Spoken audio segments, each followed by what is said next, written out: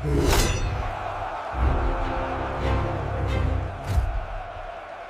the Christian! Throw him to the beasts! In 404 AD, a monk named Telemachus jumped into the arena during the games in Rome. What happened next ended 650 years of brutality. But this story isn't about that monk. Not yet.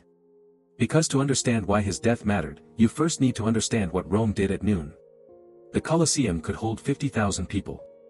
On game days, it would fill with citizens from every class, senators in the front rows, commoners in the upper tiers, even slaves standing in the back. The spectacles lasted all day. Morning featured animal hunts. Afternoon brought the famous gladiator battles. But at midday, something different happened. Something so disturbing that even some Romans, people who had been raised on violence, who considered warfare entertainment, would leave the arena to take their lunch elsewhere. The Roman philosopher Seneca the Younger wrote about it in the 1st century AD. And his words still chill the blood nearly 2,000 years later. Seneca wrote to his friend Lucilius in what we now call Moral Letter 7. He described attending the games one midday, hoping for some light entertainment, perhaps comedy, wit, a break from the morning's bloodshed. Here's what he found instead. I'm going to read you his actual words, translated from the Latin. I turned into the games one midday hoping for a little wit and humor there. I was bitterly disappointed. It was really mere butchery. The morning's show was merciful compared to it. Then men were thrown to lions and to bears, but at midday to the audience. There was no escape for them. The slayer was kept fighting until he could be slain. Let me repeat that. At midday to the audience. The condemned weren't being executed by animals. They were being executed by the crowd. For the crowd. The audience decided how they died. Seneca continues, kill him. Flog him. Burn him alive, was the cry. Why is he such a coward? Why won't he rush on the steel? Why does he fall so meekly? Why won't he die willingly? And then Seneca writes something that reveals just how disturbed he was. Unhappy that I am, how have I deserved that I must look on such a scene as this? Do not, my Lucilius, attend the games, I pray you. Either you will be corrupted by the multitude, or, if you show disgust, be hated by them. So stay away. This is a Roman philosopher, a man who lived in a society where public executions were normal, where slavery was the foundation of the economy, where military conquest meant genocide, and he's telling his friend to avoid the midday games because they're too brutal even for him. What Seneca witnessed had a name, Damnatio ad bestias. Condemnation to beasts. It was a form of execution reserved for the lowest criminals, or at least, that's what Romans told themselves. Murderers. Traitors. Deserters. Arsonists. People convicted of particularly heinous crimes. And later, Christians, whose refusal to honor Roman gods was considered treason against the state. The practice didn't originate in Rome. It came from Carthage, Rome's ancient enemy. After Scipio Aemilianus destroyed Carthage in 146 BC, Roman generals adopted the practice. The first recorded Roman use was in 167 BC, when the general Lucius Aemilius Paulus had deserters trampled by elephants, but these were foreigners, not Roman citizens. Roman law had a clear hierarchy. Roman citizens who committed capital crimes were typically executed by beheading, quick, relatively dignified. Crucifixion, which the Romans adopted from the Phoenicians and Persians, was reserved for non-citizens and slaves. It was designed to be slow, public, humiliating. But damnatio ad bestias? That was something else entirely. That was theater. Because here's what made it different, the execution wasn't the point. The spectacle was the point. The suffering was the point. The creativity was the point. These weren't simple executions. They were performances. And the bestiarii, the men who trained animals and staged these spectacles, were celebrities. They competed with each other to devise new and more elaborate ways to kill human beings in front of cheering crowds. Before we go further, I need to ask you something. And I want you to really think about it. Could you have watched this? Not the gladiator fights, we'll get to those later. But these midday executions. People being torn apart by animals. Criminals being forced to kill each other while crowds bet on who would die first. Would you have been one of the Romans who left to take lunch? Or would you have stayed in your seat? Drop your honest answer in the comments. Because here's the thing, 50,000 people stayed. And that's what we need to understand. The Colosseum still stands in Rome, and beneath its floor are the hypogeum, 80 underground chambers connected by tunnels. This is where they kept the condemned and the animals before the spectacles. The animals were starved. Deliberately. For days. Sometimes weeks. They were beaten, tormented, kept in darkness so that when they were suddenly released into the blinding sunlight of the arena, they would be confused, enraged, desperate. The floor of the arena was wooden, covered in sand.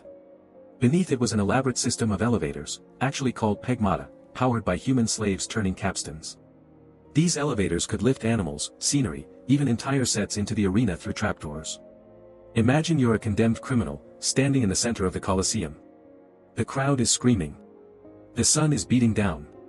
And suddenly, the sand in front of you explodes upward as a starved leopard bursts through a trapdoor you didn't even know was there. That was the point. Surprise. Terror. Entertainment. The bestiarii had to be masters of timing. If the animal killed too quickly, the crowd would be disappointed. They paid for a show, and the show required suffering. But if the victim somehow escaped or survived too long, the spectacle lost its impact. The death had to be dramatic but not boring. Brutal but not tedious. It was a science. A twisted, meticulous science of how to kill human beings in the most entertaining way possible. But the Romans had a problem. Animals are unpredictable.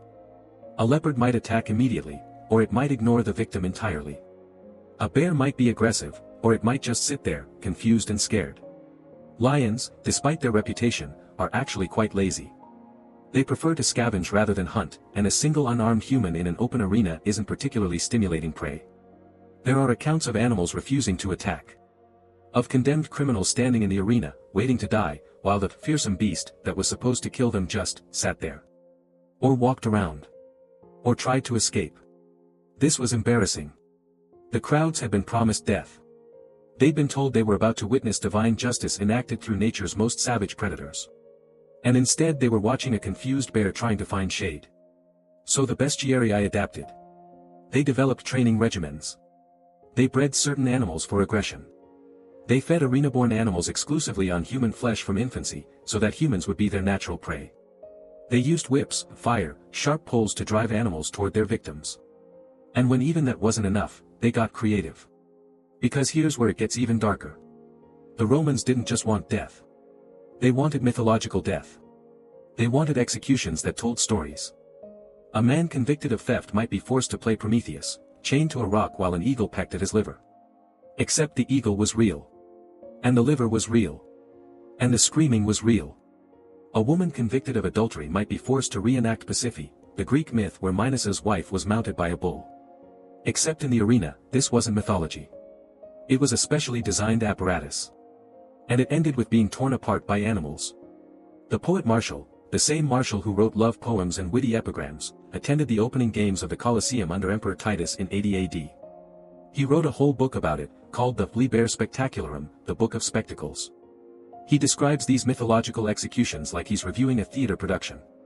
He uses words like wonderful and marvelous. He praises the ingenuity. And that's what we need to understand. These weren't just executions. They were culture. They were art. They were what passed for entertainment in the greatest empire the world had ever known. The poet Martial witnessed something at the opening games of the Colosseum in 80 AD that he felt compelled to write about. In his Liber Spectacularum, his Book of Spectacles, he describes the execution of a man forced to play the role of Laureolus, a famous bandit from Roman theater. But this wasn't theater. This was a man sentenced to death, playing a role that would end with his actual death. Martial writes, just as Prometheus, chained on a Scythian crag, fed the untiring vulture with his too prolific heart, so Laureolus, hanging on no unreal cross, gave up his vitals defenseless to a Caledonian bear. Let me pause there. No unreal cross. Martial is emphasizing that this was actual crucifixion. The man was nailed to an actual cross, in the center of the Colosseum, in front of 50,000 people. And then a bear was released. Martial continues, his mangled limbs lived on, though the parts dripped gore, and in all his body there was nowhere a body's shape. He finally won a deserved punishment. Notice that last line. Martial, a sophisticated poet, an educated man, calls this deserved punishment. He doesn't just describe the execution. He justifies it. We don't know this man's real name. Martial tells us he might have killed his father or master. Or robbed a temple. Or tried to burn Rome. Martial admits he's not even sure what crime the man committed. But he's certain the punishment was deserved. Because here's what we need to understand, these weren't actors. These weren't volunteers. These weren't people willingly participating in a theatrical production. These were condemned criminals being forced to reenact mythological deaths, except the mythology became reality. Another execution Martial describes is even more disturbing. He writes about the myth of Pasiphae, the Greek queen who, according to legend, was cursed to mate with a bull and gave birth to the Minotaur. In the arena, they built an apparatus. Martial describes it vaguely, but historians believe it was a wooden frame shaped like a cow. A woman convicted of a capital crime was placed inside this apparatus and then, in front of the entire audience, a bull was released. Martial's only comment, believe that Pasiphae was mated to the Cretan bull, we have seen it, the old-time myth is now believed. This wasn't execution. This was sexualized torture as public entertainment. And Martial treats it like a stage review. In another poem, he describes a criminal forced to play Icarus, the boy who flew too close to the sun. The man was fitted with wings made of real feathers, lifted high above the arena on one of those mechanical elevators, and then dropped. Martial notes, with what sounds like disappointment, that he fell next to the imperial couch. As if the problem was that the falling body almost landed on the emperor, not that a human being was just dropped to his death for entertainment. The opening games of the Colosseum under Emperor Titus in 80 AD lasted for 100 days. Ancient sources give us different casualty figures, but they all agree on one thing, the death toll was staggering. The Roman historian Suetonius simply says, 5,000 animals were killed. But other sources suggest the human death toll was between 5,000 and 11,000 people over those 100 days. Some modern historians put the total number of animals killed at around 9,000. Think about those numbers. That's between 50 and 110 people executed per day, for more than 3 months straight. Plus 90 animals per day. The hypogeum, those underground chambers we talked about, would have been constantly resupplying. Slaves hauling corpses out. New condemned prisoners being brought in. Fresh animals being starved and beaten into rage. An industrial complex of death operating beneath the sand. And this wasn't an aberration. This wasn't some extreme event. This was the standard. This was how Roman emperors celebrated. This was what passed for entertainment in the most advanced civilization of the ancient world. Emperor after emperor tried to outdo each other. Nero held games that lasted months.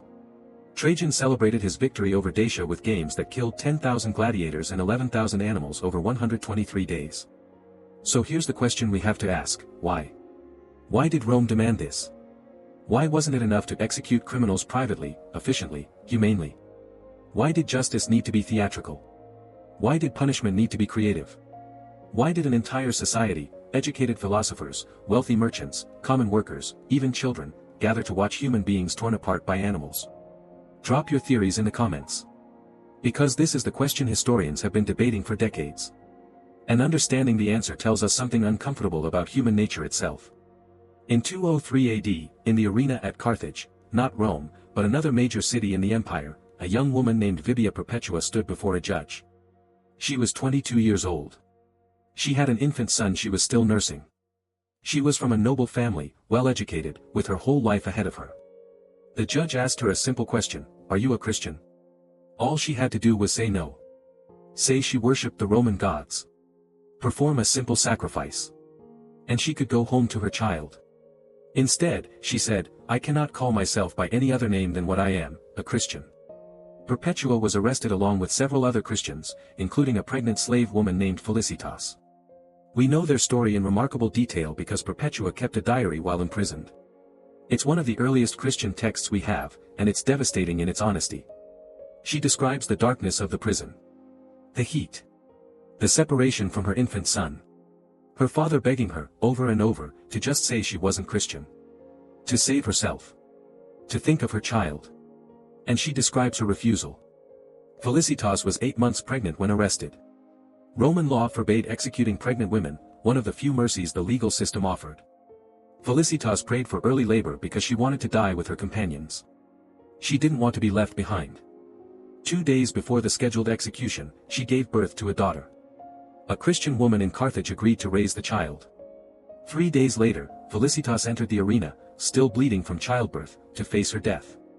On March 7, 203 AD, Perpetua, Felicitas, and their companions were led into the amphitheater at Carthage.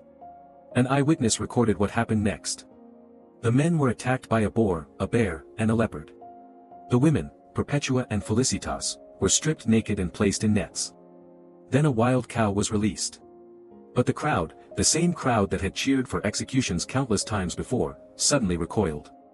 Even they found this too much. Two young mothers, one still bleeding from recent childbirth, being attacked by an animal while naked in front of thousands of spectators. The guards removed the women temporarily and dressed them in simple tunics. Then they were brought back. The cow gored them both. Perpetua was tossed in the air and landed hard. Her tunic was torn. Her first reaction, according to the eyewitness, was to pull her tunic back over her legs, to hide her dishonor rather than her pain. Then she helped Felicitas stand up. They embraced. They gave each other the kiss of peace, the ritual that Christians performed before communion. And then the gladiators came with swords to finish what the animals had started.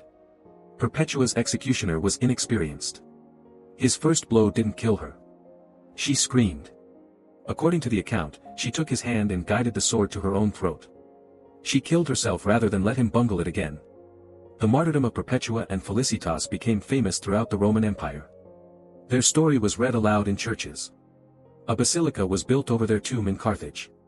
Their names were entered into the Roman canon, the list of martyrs commemorated during Mass. We remember them because they wrote down their experience. Because their faith gave their deaths meaning that transcended the arena. But Christians weren't the only victims of Damnatio ad bestias. They weren't even the majority. Historians estimate that over the roughly 350 years that these spectacles were regularly performed, from about 150 BC to 200 AD, approximately 400,000 people were executed via damnatio ad bestias across the entire Roman Empire. 400,000 people. Most of them, we don't know their names. We don't know their crimes. We don't know their stories.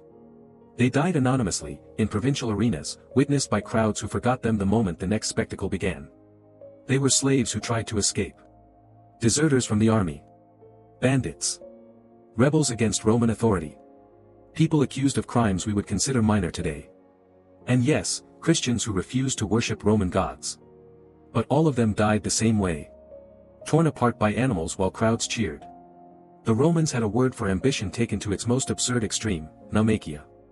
Naval battles staged in arenas. Think about what that required.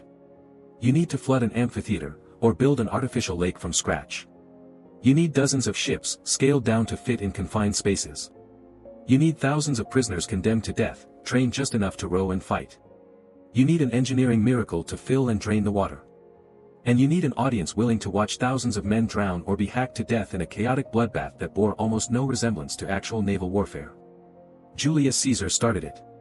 In 46 BC, he had an artificial basin dug near the Tiber River and flooded it for games featuring ships representing the Egyptian and Tyrian fleets. The boats were staffed with 4,000 oarsmen and 2,000 fighting men, all prisoners of war or condemned criminals. The scale was so unprecedented that spectators trampled each other trying to get a view. Some died in the crush, killed by the very spectacle they'd come to witness. Emperor Augustus one-upped Caesar in 2 BC, creating a massive basin, 536 meters by 357 meters, fed by a dedicated aqueduct he had built specifically for this purpose. He staged a battle between Persian and Athenian fleets featuring 30 ships with rams and 3,000 combatants, not counting the rowers. But the most epic, and horrifying, naumachia came under Emperor Claudius in 52 AD. Claudius didn't bother with artificial basins.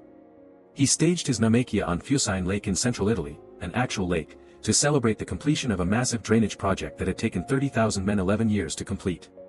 He assembled 100 ships. 50 representing Rhodes, 50 representing Sicily. And 19,000 condemned prisoners were forced aboard as combatants. 19,000 human beings, arranged in what was meant to be an entertaining spectacle of mass death. According to the historian Suetonius, before the battle commenced, the prisoners called out to Claudius, "Health attend you, noble emperor. We who are about to peril our lives salute you." Claudius responded, "Health attend you too." The prisoners, understandably, interpreted this as a pardon. If the emperor was wishing them health, surely they weren't about to be forced to kill each other. They refused to fight. According to Tacitus and Suetonius, Claudius flew into a rage. He hobbled around the edge of the lake with what Suetonius describes as his ridiculous tottering gait, alternating between threats and pleas. Finally, he sent his imperial guard onto rafts to prod the two fleets into combat with weapons. The prisoners had no choice. They fought. And according to Tacitus, despite being criminals and amateurs, they fought with the spirit and courage of free men. The lake turned red with blood. Survivors were granted pardons, but only after thousands had died in a spectacle that served no purpose except Claudius's vanity. These weren't reenactments. These weren't theatrical performances where the swords were blunt and the deaths staged. These were real ships, scaled down, but seaworthy. Real weapons. Real drowning as ships capsized or were rammed. Real men hacking each other apart in cramped, chaotic conditions where survival was pure chance. Unlike gladiators, who were trained professionals with a realistic hope of survival and eventual freedom, the participants in Naumachii were disposable. They were already condemned to death. Their only purpose was to die entertainingly. And the logistics of these events were staggering. After Titus opened the Colosseum in 80 AD, one of the inaugural events was a naval battle staged in a flooded arena. The engineering required to fill and then drain a space that large was extraordinary, and it could only be done before the hypogeum, the underground network of chambers and elevators, was built beneath the arena floor. So here's the question, which is crueler? The Damnatio ad bestias we discussed earlier, where individuals were torn apart by animals in theatrical executions? Or the Naumachii, where thousands of men were drowned, crushed, or butchered in staged naval battles that served no purpose except spectacle? Drop your thoughts in the comments. Because both were considered acceptable entertainment. Both drew massive crowds. And both continued for centuries. But if you want to talk about the spectacles that caused the most lasting damage, we need to talk about the venations, the animal hunts. Pompey the Great, one of Rome's most celebrated generals, organized games in 55 BC to celebrate the opening of his grand theater. He wanted to demonstrate his conquest of foreign lands through exotic animals. The spectacle included 500 to 600 lions, 400 leopards, and about 20 elephants. On the last day of Pompey's games, those elephants were driven into the arena and attacked by armed men. According to Pliny the Elder, who wrote about this event over a century later, the elephants sensed what was coming. They raised their trunks toward the sky, a gesture that Romans interpreted as pleading for mercy. They made sounds so terrible that the crowd fell silent. And then they were killed. All of them. Cicero, who witnessed these games personally, wrote to a friend describing the crowd's reaction. For the first and perhaps only time in Roman history, the audience didn't cheer. They felt pity, misericordia. Some even felt a sense of kinship, societas, with the dying elephants. The crowd cursed Pompey. Called him cruel. Demanded he stop. He didn't. The elephants died. But Pompey never staged another elephant hunt. Even Romans, it seemed, had limits. But that limit was elephants. Not lions. Not leopards. Not bears. Not the thousands of other animals slaughtered in the venations over the next 3 centuries. The scale of animal slaughter in Roman games is difficult to comprehend. Emperor Titus killed 9,000 animals during the 100-day opening games of the Colosseum in 80 AD. Emperor Trajan slaughtered 11,000 animals over 123 days to celebrate his victory over the Dacians. Augustus boasted of killing 3,500 African beasts during his reign, and that was considered restrained. But it wasn't just the numbers. It was the species. North African elephants. Extinct. European wild horses. Gone. The great auk, a flightless bird. Wiped out. Eurasian lynxes. Vanished from their historical range. Barbary lions, those magnificent maned cats that Romans prized above all others. Hunted to extinction in the wild by the 20th century, their populations decimated by centuries of capture for Roman games. Atlas bears, native to North Africa. Extinct by the 1870s. Hippopotamuses disappeared from the Nile. Lions no longer roamed Mesopotamia. Entire ecosystems were stripped of their apex predators to satisfy Roman entertainment. Historians estimate that over the roughly 3 centuries of peak arena activity, hundreds of thousands, possibly over 1 million, animals were killed in venations across the Roman Empire. This wasn't hunting for food. This wasn't pest control. This was ecological devastation as spectacle. We've talked about executions so brutal that even a Roman philosopher fled the arena. We've talked about mythological deaths. Naval battles with 19,000 casualties. Ecosystems destroyed for entertainment. So what finally ended it? What made Rome say, enough? The answer isn't what you'd expect. Because some of the most disturbing spectacles, the ones even Romans found troubling, weren't the mass deaths or the animal slaughter. They were the ones that offended Roman dignity. In the year 200 AD, Emperor Septimius Severus issued a decree banning female gladiators from the arena. Not because watching women kill each other was too cruel, but because it was considered undignified, frivolous. Earlier emperors had actually encouraged female gladiators. Nero featured them prominently. Domitian staged fights between women and dwarfs, which he found entertaining. The crowd loved the novelty. But by the 3rd century, Roman sensibilities had shifted, not toward mercy, but toward propriety. The concern wasn't that women were being killed. The concern was that respectable Roman women might be tempted to participate, bringing dishonor to their families. Cruelty wasn't the issue. Image was the issue. Similarly, in 59 AD, a riot broke out during games in Pompeii. Spectators from Pompeii and the neighboring town of Nuceria got into a brawl so violent that people died. The Roman Senate investigated, not because the games themselves were brutal, but because spectators had disrupted public order. The punishment? Pompeii was banned from holding gladiatorial games for 10 years. Not because the games were wrong, but because Pompeians couldn't be trusted to behave during them. This tells us something crucial about Roman values. Mass executions? Acceptable. Naval battles with thousands of casualties? Acceptable. Species-destroying animal hunts? Acceptable. But disorder, frivolity, or anything that threatened Roman dignity? That was going too far. Which brings us back to Telemachus. Because by 404 AD, when he jumped into that arena, the gladiatorial games had been banned multiple times. Emperor Constantine, the first Christian Roman emperor, issued a decree in 325 AD abolishing gladiatorial combat. He called the games bloodstained. He ordered that criminals who would have been sent to the arena should instead be sent to the mines. The games continued anyway. Emperor Constantius II reissued the ban in 357 AD. Again, nothing changed.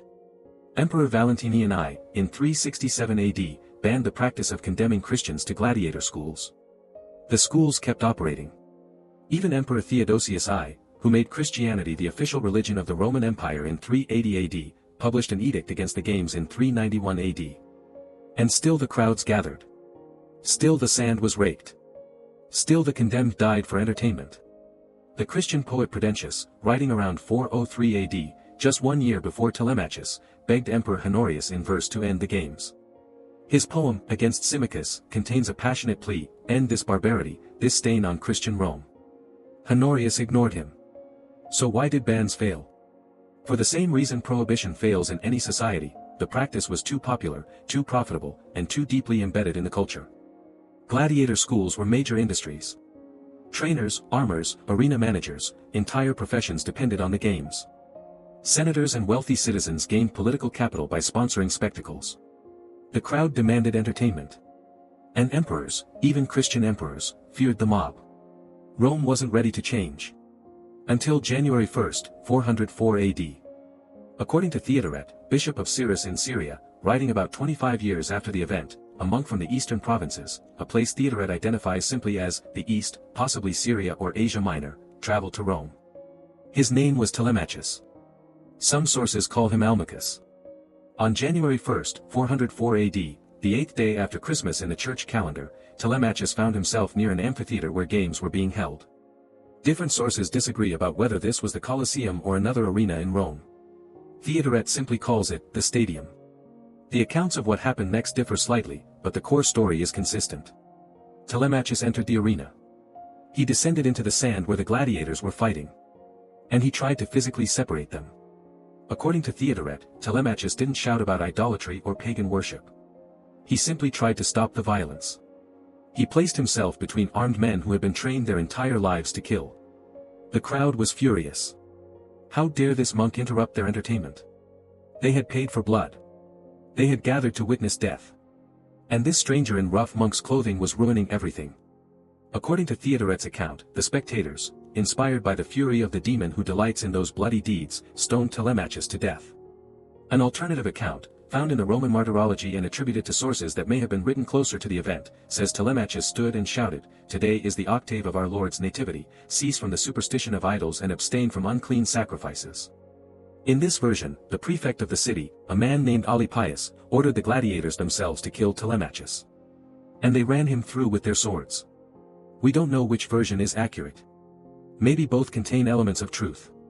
Maybe Telemachus did both, shouted about idolatry and tried to separate the fighters. Maybe the crowd stoned him while gladiators delivered the killing blow. What we do know is this: Telemachus died in the arena, killed for trying to stop the games. And his death changed everything. When Emperor Honorius heard about Telemachus's martyrdom, he did something that previous emperors had failed to do.